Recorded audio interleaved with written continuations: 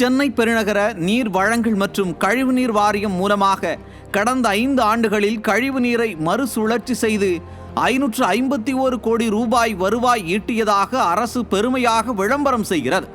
ஆனால் இந்த வருவாய்க்கு எத்தனை அதிகாரிகள், எத்தனை பணியாளர்கள் பயன்படுத்தப்பட்டார்கள், எத்தனை கோடி செலவில் TTRO ஆலைகள் கட்டப்பட்டன, எவ்வளவு பராமரிப்பு செலவுகள், எவ்வளவு நிர்வாக செலவுகள் என்ற கேள்விகளுக்கு அரசு பதிலளிக்கவில்லை.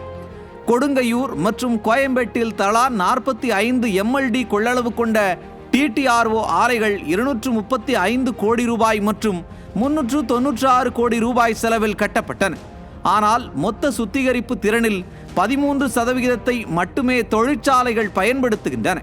மீதமுள்ள 87% சுத்திகரிக்கப்பட்ட நீர் எங்கே செல்கிறது என்ற கேள்விக்கு விடை இல்லை. மெட்ரோ வாட்டர் 20 கழிவுநீர் சுத்திகரிப்பு நிலையங்கள் கொண்டிருந்தாலும் பல்வேறு காரணங்களால் 763 MLD மட்டுமே பயன்படுத்தப்படுகிறது. புதிய ஆலைகள் கட்டுமானத்தில் உள்ளன என்றாலும் பழைய சுத்திகரிப்பு நிலையங்கள் கடந்த 5 ஆண்டுகளாக புதுப்பிக்கப்படாமல் உள்ளது.